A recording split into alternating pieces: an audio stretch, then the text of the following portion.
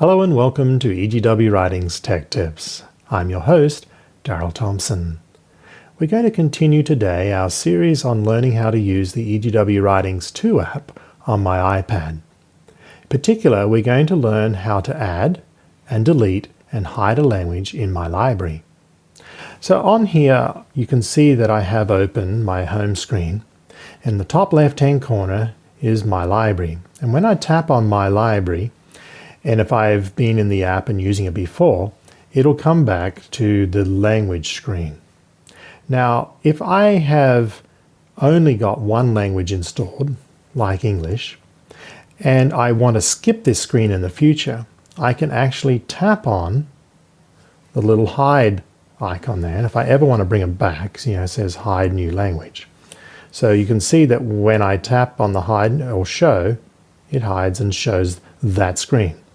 So if I have it on hide and I track back out, the next time that I tap on my library, it goes directly to the books. So if you're just dealing with English or just dealing with French or just dealing with Portuguese, you don't want to have to navigate through that language screen each time. But say, for example, I'm bilingual and I actually want to show the multiple languages. So when I track back and go into my library, I can actually add a new language. So I can scroll down the list of the 133 languages that we have available here. Say I want to click on German there. So now I have the Bücher or books and Bibel or Bible.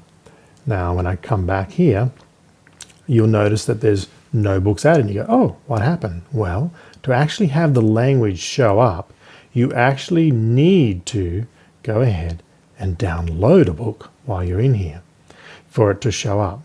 So let's hear and download Thoughts from the Mount of Blessings or Das bessere Leben. I can't say he'll speak German, as you can probably tell, but I've now installed a book there in German. And when I track back now, you have English, 120 books downloaded, and one German book. And when I come out and go back into my library, here's my bookshelf with multiple languages. And I can go ahead and add another language. So here I go and do Korean. Now, obviously I don't speak Korean, but I actually remember you have to actually download a book. So I'm going to install Adventist Home. And when I track back, you can see now I have English and I have German and I have Korean. And if I come back out and go back into my library, here's my language screen. I open up my Korean, there's the book. If I want to add more books, you can see how I can tap on and I can come to installing and downloading more books. So I can go and do live sketches.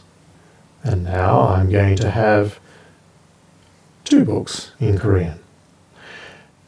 That's just an example of how to add books. But I also mentioned that we're going to learn how to delete a language. Well, it's as simple as clicking on the trash can. So if I click on the trash can and I can delete from this device, or once again I can delete from the cloud so it doesn't show up on any of my other devices, and I'm going to do that. So I'm going to delete from the cloud, and then I'm going to come over here into the Deutsch language and I'm going to delete that, and then give it a few seconds when I delete it from the cloud, and now I'm just back to English. And since I am not going to be needing any other language, and I want to go directly when I tap on my library straight into my books, I've now eliminated the ability at present, unless I show it again over here in my library, of adding the language screen back in my library. So that's how we add and remove a language from my library. I hope that tip has been helpful for you today. And always, guys, remember to go with God and remain blessed. Have a nice day.